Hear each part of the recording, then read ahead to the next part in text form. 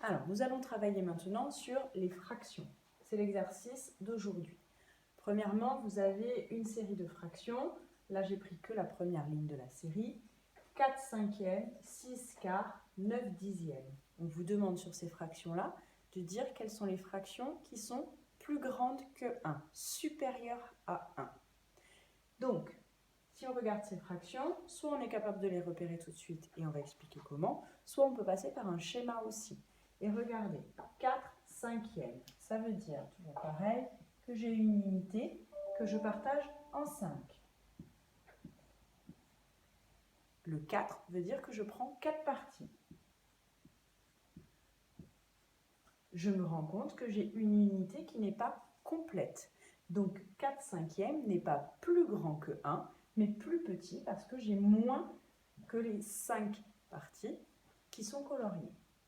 Donc je ne l'entoure pas. Si je regarde maintenant 6 quarts, toujours pareil, je fais une unité, je regarde, c'est partagé en 4. Je commence à colorier, j'en ai que 4 et il m'en faut 6. Donc ça veut dire qu'il faut que je fasse une deuxième unité que je partage aussi en 4. Et il me manque 2.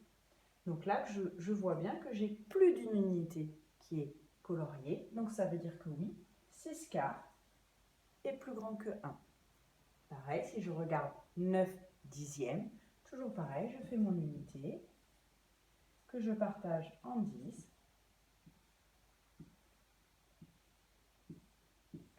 1, 2, 3, 4, 5, 6, 7, 8, 9 et 10. J'ai 9 parties à colorier.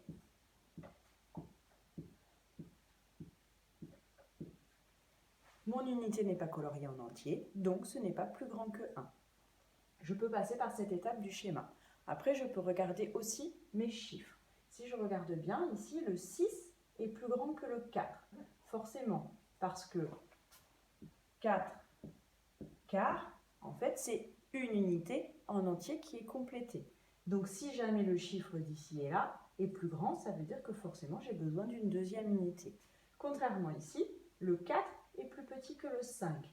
Donc, si mon unité elle est partagée en 5, je n'en colorie que 4, donc forcément, je ne prends pas toutes les parts.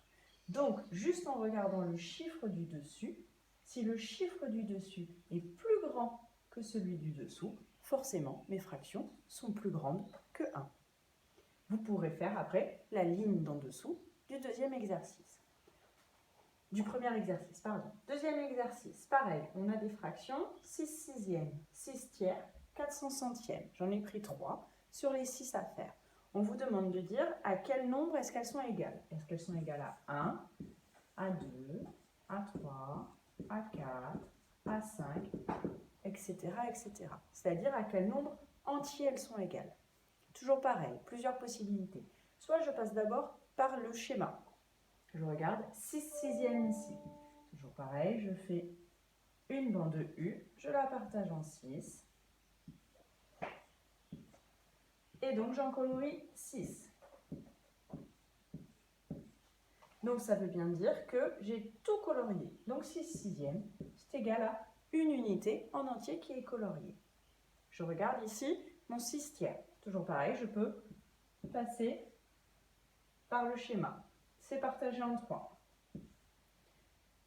Je n'en veux pas que 3, j'en veux 6. Donc ça veut dire que forcément, j'ai besoin de faire une deuxième bande U qui sera partagée en 3 aussi. Et je colorie tout. Et donc je me rends compte que j'ai 2 unités en entier qui sont coloriées. Maintenant, j'ai 400 centièmes. Et là, ça commence à être compliqué parce que partager en 100, c'est compliqué. Donc il faut que je trouve une autre solution. Si je reviens à mes premières fractions, 6 sixièmes, j'ai partagé en 6 et j'en prends 6. Donc forcément, dans ma tête, je peux déjà imaginer que ça fait 1. Si je partage quelque chose, par exemple en gâteau, que je le partage en 6 et que je mange les 6 parts, ça veut bien dire que j'ai mangé tout le gâteau. J'ai mangé un gâteau. Maintenant, je regarde ici 6 tiers. La relation entre le 6 et le 3, c'est que le 6, c'est bien 2 fois le 3. Donc en fait, pour passer du 3 au 6, il faut que j'ai 2 bandes unitaires, c'est-à-dire 3 plus 3. 2 fois 3. Donc, c'est comme ça que je peux trouver facilement aussi le nombre d'unités que j'ai. C'est partagé en 3, il me faut 6 parts, donc forcément, il me faut 2 bandes de U. 2 fois 3. Donc ici, je regarde mon 100, il faut que j'aille jusqu'à 400. Combien de fois il me faut le 100 pour aller jusqu'à 400? Il me le faut 4 fois. Donc j'aurai besoin de 4 unités, parce que 4 fois 100, ça fait 400. Donc je peux passer pour ça, quand mes nombres sont trop grands. Il suffit de trouver effectivement la relation de multiplication entre le chiffre du bas et l'unité par combien je vais multiplier pour trouver le chiffre d'en haut.